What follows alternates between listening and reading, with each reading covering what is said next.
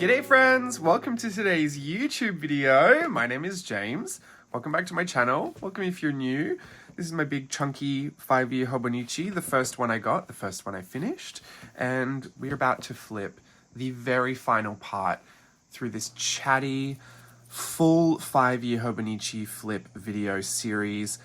I don't know how many videos we've done, but we've gone through absolutely every single page. We've chatted about every single thing on every single square inch of this journal. No, not really, but I did touch on pretty much everything. And I wanted to do this at the start of the year. I wanted to make sure that I really took my time and went through the entire journal because it has been 5 years and I share in painful detail about every other single journal that I have. And this one I'm super duper proud of. So I really wanted to make sure I did the exact same, but for obvious reasons, I couldn't do it all in one video. So we split it up and now we're right at the end. We're flipping December, which will lead us right to the very back of the journal. So let's get into it. I started December really strong with a Christmas theme, red and green, for obvious reasons. And I also have a little series of numbers throughout all of these pages. So you'll see those I illustrated. I'm not quite sure when I did those. Was it last year? I want to say it was last year. Did the last year or the year before. This is one of our Christmas cards. He knows if you've been bad or Gucci. I do like to put my Christmas cards in here. We've just done our 2024 one. I'm super excited for you to see that. It was very involved. But this one was probably one of my other favorites as well. I love the Grinch one too. The photos, Steve and I will put the ideas together. Steve does a lot of the photography and the setup. I do a lot of the styling and the decorating and everything. And then for Christmas, he usually purchases me a big copy of it and frames it. So around our house throughout the year, we actually have our photos from Christmas up.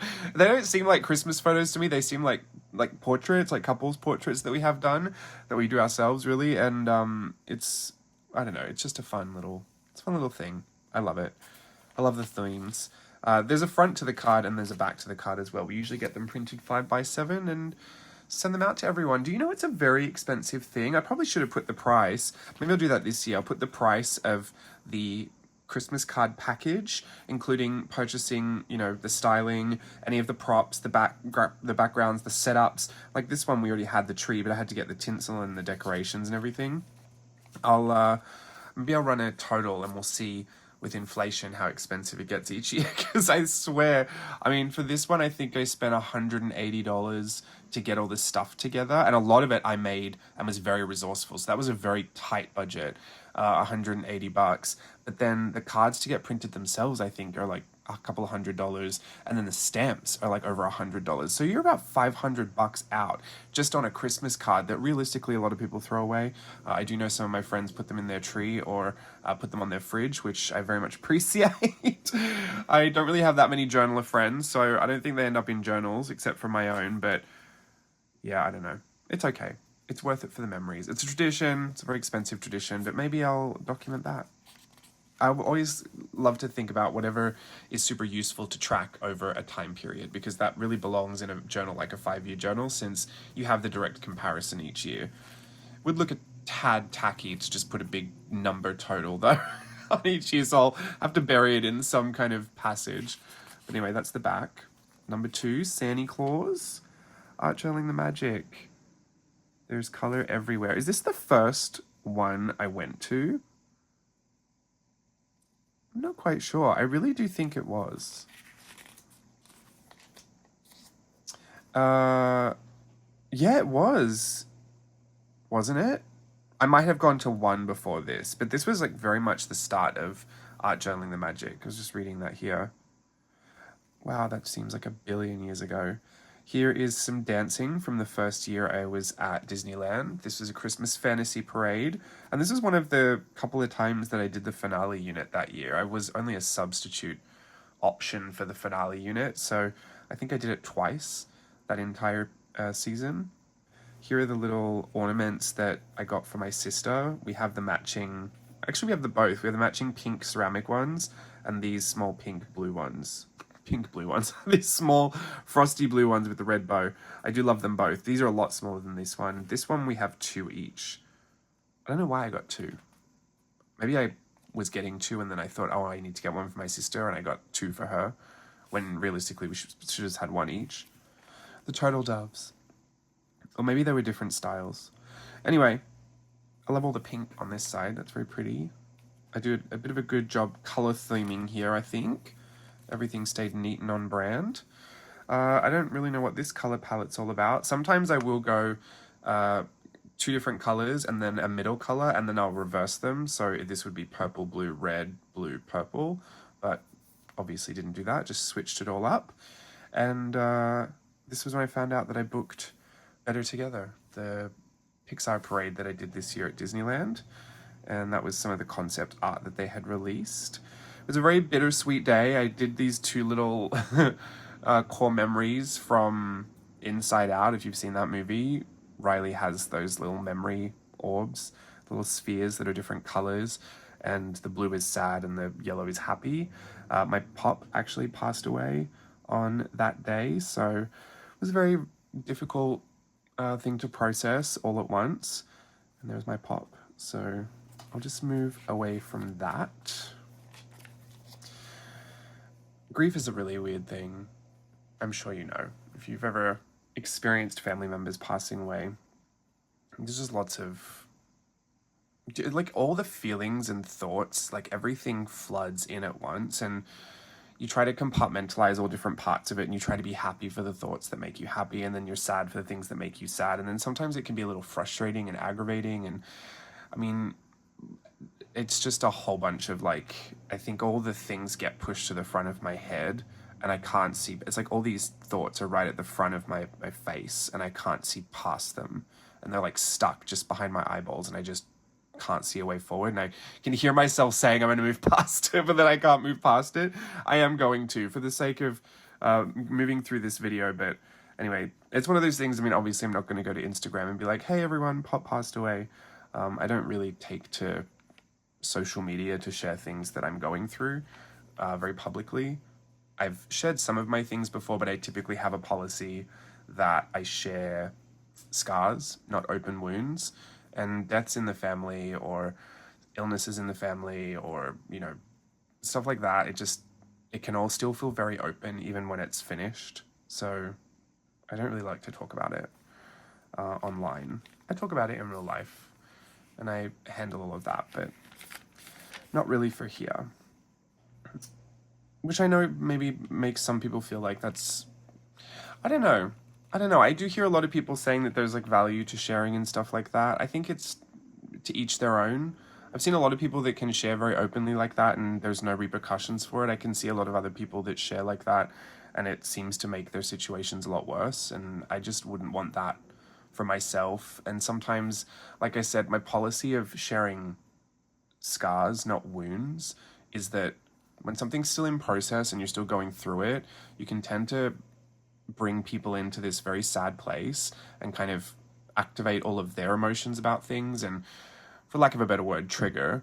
And sometimes it can just cycle together, and I don't really want to be that person. There's plenty of people out on the internet that will, you know, sit and chat about things that are very intense and very heavy and very emotional, and, you know, people can find their way to those places, but it just doesn't tend to be it doesn't feel like a good experience for me. I don't think it really helps me anything, and I certainly don't think it helps my audience to kind of sit and ruminate in those kinds of feelings. And that's why if I'm sharing from a place where something's a scar, then there's resolution to share, there's healing to share, there's, you know, things that has worked for me that I can share, and there's a little bit more of an optimism to sharing that way, a little bit more of a hope to move beyond it than just kind of sitting in the trauma of something. So that's just how I feel. And I will move on, I promise, right now. Well, we're at December 5th, we're 10 minutes in, that's okay, 2 minutes per day, I mean, look at the math. So here is some Merry Mixed Media prep that I did. These feel like a billion years ago too. I know I say that all the time, but it really does. And technically it was just 5 years ago. But I love this number. This number 5 was one of my faves. I got into a really crazy, like, scribble pencil sketchy phase for a while. Blue and black, nice and cold color theme on this side. This is when I went to, what's it called? Club 33, I think, for the first time. And I sketched the little courtyard. It was very exciting. It was a lot of great fun. I really do miss those old Art Gelling the Magic days where we used to be together in the parks. Everything seems like a bygone era now. I don't know why. I just feel like this whole chapter of my life has moved to a different place, and it's not even like it's a bad thing. There are certain elements of before that I do miss, that I just wonder if they'll come back, or if that was truly like a, that was an experience of its time. I think a lot about that in dance as well, like just the way that contracts are now, the way that, you can, the certain lifestyle you can live as a dancer. Like I used to live on cruise ships, I used to have no bills, I used to just travel the world, and I literally had no cares in the world. It's just really not like that anymore. There's such a different reality to some of the experiences I've had. I just don't think you can recreate them. Even when I think about when I lived in Japan, we didn't have Instagram, we didn't really carry around phones that you could take good photos with. You would carry around your digital camera. We contacted each other through Skype. Like, that is just an experience you'll never have again. And it really does shape the life that you experience. Like, there's a certain freedom I feel like I had, not for, not to give you too many ideas, but there was a certain freedom I felt like I had going out, clubbing at 22, that I don't really feel like you would have now, because everything is recorded now. Everything's photographed. Everything is, put online, and everything is content. And I mean, I just wouldn't. There's just, I'm not even saying I did anything that crazy, but like, yeah, I mean, you could be recorded doing anything now. So we were talking about that at work, actually, the idea of people recording and taking photos and putting them online of your performances. And I felt like that's always been a relatively normal thing for me to experience. But nowadays, like, it really can be all of your performance. Like, I could be dancing down Main Street and it's being live streamed by 16 different people. And so wherever you think you might be able to take a break and, catch your breath, I mean, that'll be on video somewhere. So, and you don't want that to be the video that everyone sees, that, you're a little lackluster, you're a little without energy. So that really changes the way that you go about something, where you might have thought before, oh, it's okay, I can take a little break in this area because there won't be that many people there. You think, no, you can't take a break at all. Has to be 1,000% everywhere. Otherwise, you're going to get recorded doing it. Anyway, let's move on. Sorry, my tangents are going to go crazy. Can you tell I just want to chat today? This is all blue. Lovely. What does this say? First scheduled 2-day per fortnight weekend. What does that mean? 2-day per fortnight weekend? Oh. Okay. Late YouTube video, film and upload, sick, bed rest. Oh, that was the end of 2019. This is when I got super, super sick. And what happened in 2020? This is not a wholesome experience that I had throughout the end of 2019. This is when I actually do think I got COVID, was right towards the end of 2019. And I ended up literally huffing eucalyptus bricks. I went and bought this. You're supposed to put it in a shower. They're like bricks of eucalyptus, and it, the aroma kind of seeps into the air with the steam. I was carrying them around the house and just, huffing into this jar because I could not get my lungs to open. And I had just come back from Australia and there was the bushfires, and I thought that I had lung damage. Oh, dryer's singing to me. Actually, I better go and check that. I'll be right back. It's not finished drying, so I'll deal with that. I thought I had lung damage, and no, I didn't. I ended up on one of those little asthma puffers. Look, I have it right here. Still have it. I don't use it that much anymore, but I do think it did some damage, unfortunately. I bought Steve the Home Alone Lego set for Christmas. Yes, he's supposed to build that this year. He hasn't even gotten it out yet, so jury's out on whether he'll have time to build that. Everything's quite blue on this page. I do have some of the old Whoville numbers down here as well. I was going to put those in Collage Club, but I realized I put them back in Collage Club years ago, so they're already available. Well, they were. This is me sick from what I suspect was early COVID. This is a redraw over here. Love to redraw things from time to time just to see where my skills and style have changed and grown and evolved to. Merry Mixed Media. I always use that same font, that little bow on every single one. I'm currently putting together Merry Mixed Media for 2024, so you'll see that soon. Red and green on theme. Went to see Disney on Ice. Oh yes, I do remember that. We went and saw one of my friends. Unfortunately, that friend had passed away this year as well.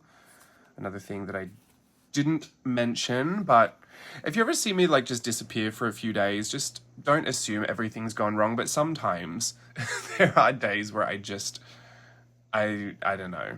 You got to disappear. I know I come here every week, and a lot of the time I will make sure. I mentioned this a while ago, like back in the beginning of my channel, but there are times where I have these really human experiences and these really human moments that I just don't think are super appropriate to, you know, go into too much detail about, but I do have them, and I will wait for a period where I can come to the camera and I can be in the right headspace. And there've been many videos I've filmed before where I haven't been in the right headspace, or I've been in a very bad way.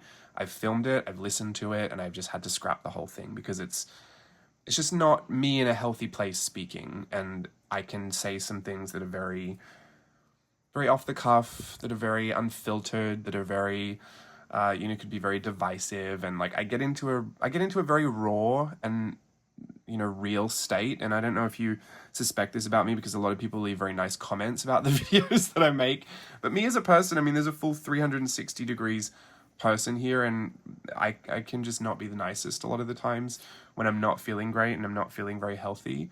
So I try to keep myself away from social media in those moments, just for the benefit of everybody, mostly myself, I would say. But yeah, it does get really hard, because your whole perspective on things changes when people pass away. And especially I've had friends that have passed away in the past few years that have, were quite young, we're just like athletic people that are super, it's hard to, sometimes when those things happen, it's hard to come to a journal and like, feel like things are a little frivolous, and then you go to your YouTube channel and you start talking about washi tape and you're like, what am I doing? Like, this doesn't make any sense. But, once you get over that and you move past that, you realize that, okay, well, this has purpose for me. The journaling is cathartic for me, and, it's actually a pastime, and it's a way that I enjoy life, and the washi tape is a part of it. And, I get back into a healthier place, but I really, really try to avoid coming to YouTube whenever I'm not feeling that great. I think there have been a bunch of times where I've, been a little bit more raw and emotional and vulnerable, and have stated that from jump in the video. But if I don't feel like I can sit down and have a good laugh with you, then I don't really want to sit down and film. So there's just a bit of perspective on that. But yeah, my Disney on Ice, I've always gone to Disney on Ice since I was, I think, like maybe an early teen. We would go for my birthday every year, because they would travel through Australia around July. And now when they moved to the States, they would come through Orange County around Christmas time. So Steve and I would go for Christmas, and it just feels a little heavy for me to want to go with those memories of my friend. So I don't think I'll go this year, but maybe again in the future. I do love it. Pink and red, that's pretty. I do like pink and red together. There's Lige Lou, he's so little. They're all so little. Oh look, Sophia's not even in this one. Savannah's the little one. Very cute to see my sister's family grow. Art Snacks! Oh, do you know what? Art Snacks is finished for me. I didn't mention this online. This is not one of those sad things that I just didn't mention, but I've completely forgotten to tell anybody. Because I don't think I've even responded to the email, so Lee, Sarah, if you're watching, I'm super sorry. I'm meant to respond. Everything is just changing. It's changing. You might have realized that I had already gone down to a quarterly schedule with Art Snacks. So I used to do them every month, and then it became a quarterly thing. And, just the way that businesses operate and move and make decisions, there's not really much of a need for me to do those box freestyle videos anymore. So that has come to an end very amicably. There's no hard feelings, nothing sad. I had such a great run with Art Snacks. I really appreciate the opportunity that it was. I believe Roxanne by Bun referred me back in the day, and it was just such a generous thought for her to put my name in the ring, and I'm super grateful for that, and super happy that I could have done that journey for a few years. It definitely stretched me a lot as far as, what I would how I would create the content for other people. You know, there's a different way I would go about doing it for a brand that was paying me than I would do it for my own. And I think it really stretched my skills, and I loved receiving all of the art supplies. Let's not pretend that my favorite part was not getting a whole box of new art supplies every month. I have so many things. Literally this, the other day, sorry, I'm right up in the camera. This marker, when I first got it, I was like, what on earth is this? How am I ever going to use this? I've used this so much, it's unreal. And also it very much featured heavily in the Christmas card that I made for this year. I needed to put a whole bunch of patterning on things, and it was, let's just say this really came in handy. And I'm forever grateful for my run with Art Snacks. So we did a lot of projects with them too. Like there was a lot of box freestyle videos. So thank you to Art Snacks. That will be the end of that. I should go and update. I think I had a running blog post on my website about all the projects. Did I skip a page? I need to update that. Nutcracker ornament. I think that's when we went to see the Nutcracker at the Segerstrom. I didn't love it, have to say. Was not the ballet fantasy, Christmas fantasy that I was expecting.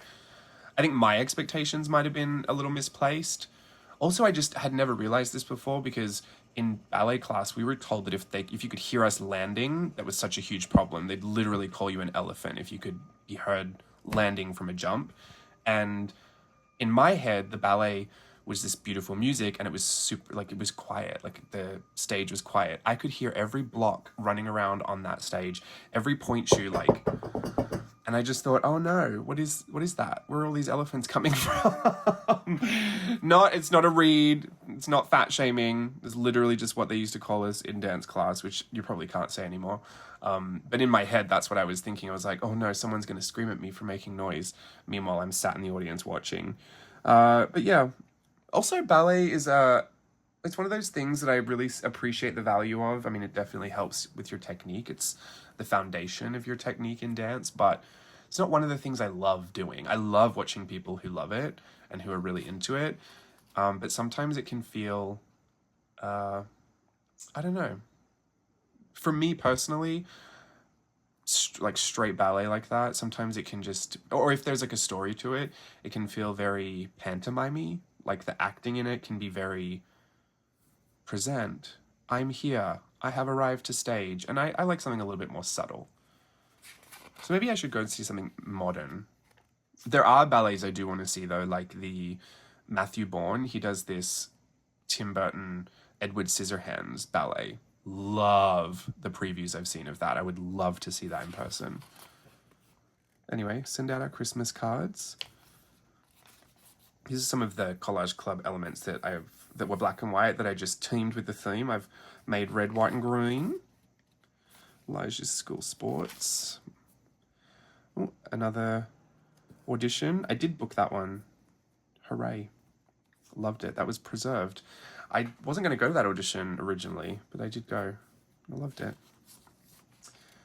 I guess there was a lot to write that day.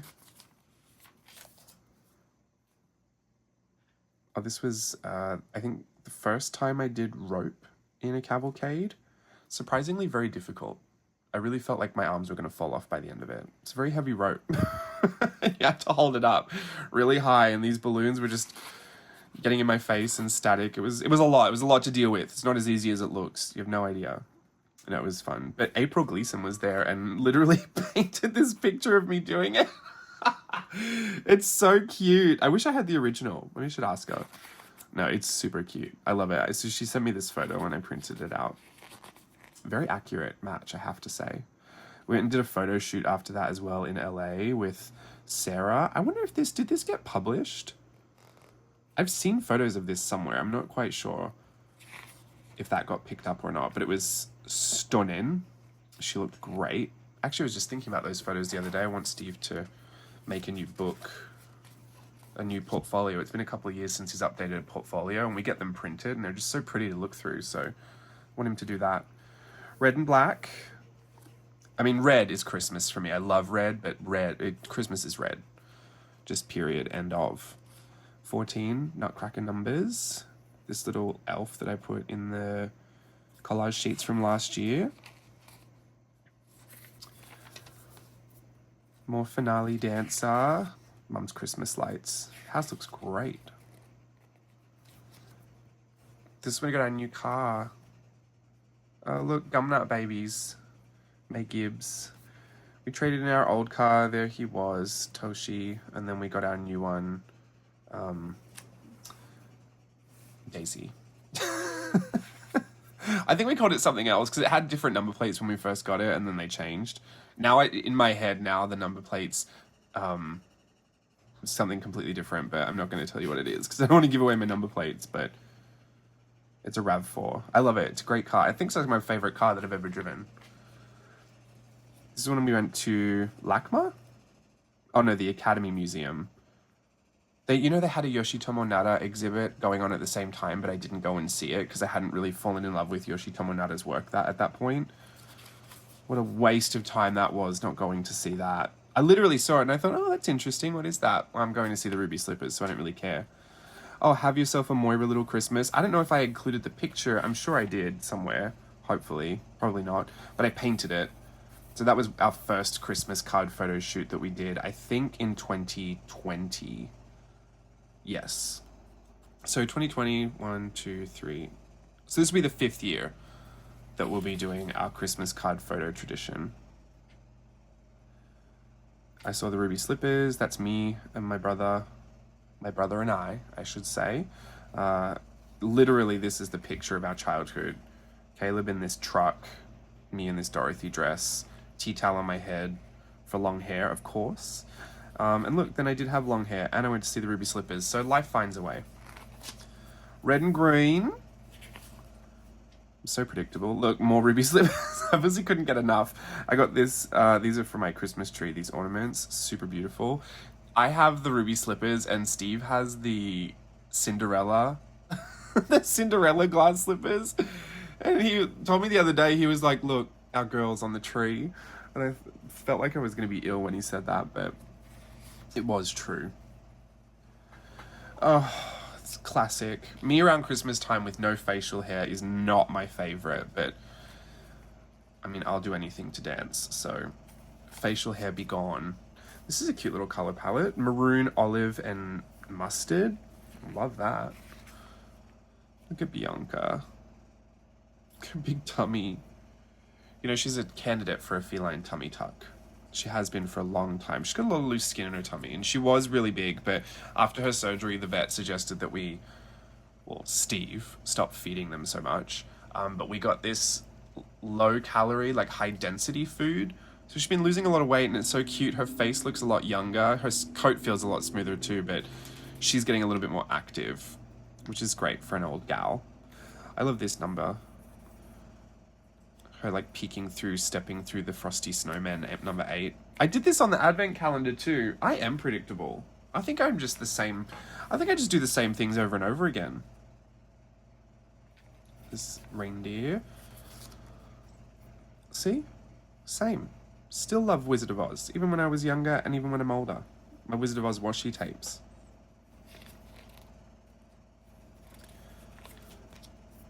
This is just really getting to a mishmash of stuff on here. I couldn't even tell you where half these things are from. Oh look, I started a Christmas trip here to Australia. This was the one right out of COVID. So you see I had practically the entire back of the plane to myself, which was gorgeous. I laid down over those seats. Felt like I was in first class, even though I was in zoo. My ears almost felt like they were falling off from wearing that mask the whole time. And there's always a day when I'm traveling to Australia that I never live. So I always make a mention of that. Predictable. Christmas fantasy. This was last year. I'm not doing a Christmas fantasy parade this year, so these are my most recent memories of that. I mean, technically, I did it into 2024, so I can still say that I did it in 2024, but I'm not there this season. Icing is not my medium. Is this when we went to that stupid thing? We went to... I don't know where it is, but we went to a decorating little class at a bakery was it just a like Christmas event? You got to decorate these pastries, and I thought I was gonna be so good at it. It was tragic. I've never seen a more incompetent person with a piping bag. I couldn't do any of it. It's like my hand wouldn't work. I couldn't guide it anywhere. Steve did a great job. Mine looked insane. I felt very defeated. I'm one of those people that if I just can't get it right away, I'm not doing it. I'm very decisive like that. I know what I'm good at and I know what I'm not. So just leave it. No practice. I don't care. I'll just be bad at it. This is getting to Australia. Sausage roll, of course. The whole family came to greet me. It was so cute. Lige and his sign. My sister and her charcuterie boards. We had to line up for, I'm pretty sure, about an hour and a half to get my COVID test as soon as I got there. That was such a painful travel experience with all of the different testing regulations, but it was so worth it to see my family. These are my other nephews. These are my sister's children, these three, and these are my brother's children. He has one more as well, a little baby boy, but he wasn't born at this point. He's actually older than all of them. I think Lige is older than Ryan. And the two little girls. So cute. Oh, now I feel like I want to go home. Oh, I really do miss home. Here is our Here to Steal Your Christmas. I think that was 2022. We were doing this Annie Leibovitz dusty old couch, but the Grinch. And for some reason I want this huge bow in my hair. I mean, what a mess. When you look at it closely, it's just wild, but I do love it. This one hangs in the studio, kind of just back behind me over there. It's really funny, actually. It's one of my faves. Oh, that was 2021. Oh, yeah, because we started 2020. I knew it was the second year. Look at all these little photos I tried to fit in. All red. This is Christmas Eve. This is one of my favorite pictures of Savannah. Savannah is one of the most hilarious niece/nephews we have. We have a lot, but Savannah just really cracks me up. And this is Christmas Day. I always write Merry Christmas. That's just my little tradition to myself, I guess. Steve and I always try to put the presents all around the tree and fill the stockings and everything, but one person gets to be Santa every year and we won't decide who it is. Either of us will just get up in the middle of the night while the other's asleep, and if I go out there and there's nothing out there, then Steve is Santa. Because when I go out in the morning, I'll see all these new things I haven't seen before, so I get the surprise of Santa having come. But if Steve gets up first and puts all those presents out, and then I get up second, and I see everything already, then I'm Santa, which is really sad, because then I've already seen it, I already know it all, and I can't be surprised. So we're always just trying to make the other person Santa. But it's very tricky, because you have to wait for the one person to fall asleep, and then you have to get up without them waking up, and the amount of effort I have to put into not being loud, because you know I'm a bull in a china shop, so I'm just running around the house on my tiptoes. The cats wake up because they think, oh, what are you doing? And then they try to get into everything. It's a nightmare, but it's a tradition, and we never established that. It was just something that started the first year, and it's just been a silent rule that, you know, that's just how we do it, and whoever gets to not be Santa is lucky. They get to be the kids that wake up to Christmas. It's tragic. We could just put it all out there and just see it all and, you know, wake up on the day, but I don't know, for some reason we're both still really committed to the bit. This cute little elf. This is my Christmas fantasy pictures. I've been working on Christmas, I think, for the past couple of years. This year I'm not. I'm completely off on Christmas Day, so we'll see what happens, what mischief I'll get up to. Boxing Day. Not a lot to report on Boxing Day, but the numbers took a turn once Christmas was over. I didn't want to do Christmas numbers after that, so I did, for some reason, this Tim Burton frog. That's me just relaxing on the couch on my phone. Boxing Day for us, if we're off, is just relax. Enjoy that post-Christmas, you know, relaxation. Oh, goodness, look at my long hair. Oh, sometimes we'll go to the movies as well, because they always have good movies coming out that week. We saw Little Women. We used to visit Steve's family. We don't really do that anymore, unfortunately. I don't know if we will again. That's up in the air. Not really much to say there. I think that's really just on them. And then I did a cavalcade for the Rose Bowl. Not quite sure what that sporting event was. In Australia, it's summer, so we're out at the beach. Here, it's a little chillier. Yeah, Rose Bowl cavalcade. I don't know. It's football something. I was cheerleading. It's actually the first time I think I've ever danced with pom-poms. I didn't realize they had a little grip in the middle. It's like this. You hold this, and the pom-pom is like either side of it, so you go like that. I, for some reason, just thought it was a ball of like that fluff, and you would just hold that. But much easier. Oh, I wish I had that. Had a package of Australian goodies waiting for us when we got home, about to struggle through not eating everything at once. I would. At this point, I would, because I'm off my semaglutide now, so I can feel hunger again. Disneyland. This was a piece of Collage Club ephemera, but I matched the background to that style, that aesthetic. Oh, my Silhouette Portrait 3 arrived in 2020. Have I had it for that long? It is still kicking. Touch wood. It is one of my favorite art supplies. Would you say it's a supply, tool, piece of tech? I'm not quite sure. But having the ability to make, it literally created this, to create all of these collage sheets as kiss cut sticker sheets is so much easier. Like, it is just, I've never used so much ephemera in my life. I think I may use the most ephemera on the planet out of anybody. And I'm going to put it down to the Silhouette Portrait 3. Not that it's a competition, but I'm just saying, if you're someone that prints a lot but struggles to actually use a lot, you might need a Silhouette Portrait 3. It's a bit annoying to, you know, do the learning curve, but once you've got it, and your whole life will change. Promise. All right, it's time to get back on the horse. Sure, I'm sure I was still feeling sick at that point. I love this one too. This is Yoshitomo Nara-esque. I'd love to do a whole set of numbers with this kind of style. And this is it. The last one. I guess I'll read this passage to you since it's the very last thing that I put in here. Now that I've completed... Oh, should I read it down here? No, that's just what happened on the day. I think this was just a reflection. Now that I've completed my first 5-year journal, I feel like it's a good time to reflect on the journey. Wow, it got fat. As I slimmed down, the hobo 5-year chunked right up. For the first couple of years, I kept the ephemera to a minimum, and even still, I haven't put anything thicker than a sticker in it. I'm glad I ended up finding a way to incorporate so many photos, especially the holiday photo strips.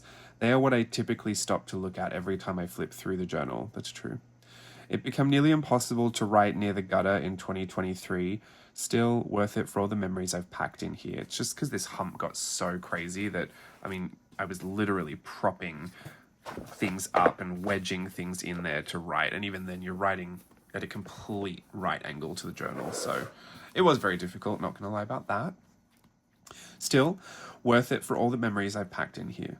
This journal has become one of my all-time faves, maybe because it's been so constant for 5 years, ? I have learned a lot about myself and my patterns. There's an interesting cycle to life, some days that are always bad each year that I feel like isn't just a coincidence sometimes. I didn't realize how much I had thrown myself into my work to distract myself from and cope with not dancing for so long. It's been incredible to notice such huge life changes and see myself literally turning over a new leaf and starting a new chapter in my life. This journal is one of my earthly treasures, and I am so happy I started and fully completed it. And that is the last passage I wrote in here. I do these 20 whatevers, years in reviews, and I would put down just different things that happened. They didn't have to be huge, you know, life events. This one I just, new magical day washi, you know, started field notes Moleskine. But as I went on, I really tried to take stock of just things that I thought would be interesting to note about each month, and then they got more and more packed as the year went on. like, look how small I had to write for 2023. It was so much. I loved it. Absolutely loved it. And this one was probably one of my favorite little additions. And it was pictures from each year up until now. So, I mean, I am vain. I was going to be like, I'm totally vain by putting this in. I wanted to see how I was aging. I wanted to document that process too. You know, there's a lot of internal that I document, but there's also the external. And I have such a curiosity to know, you know, what changes over time. And this is the place to put it. A 5-year journal. Where else would you put it? You can definitely put it in every other journal, and I do, but this journal butts up against itself every year. So you get the year-over-year comparison for 5 years straight. And I went through a period where, you know, 2019, I had already gained a little bit of weight. I don't think I was anywhere near as heavy as I got. But, you know, I had gained a ton of weight.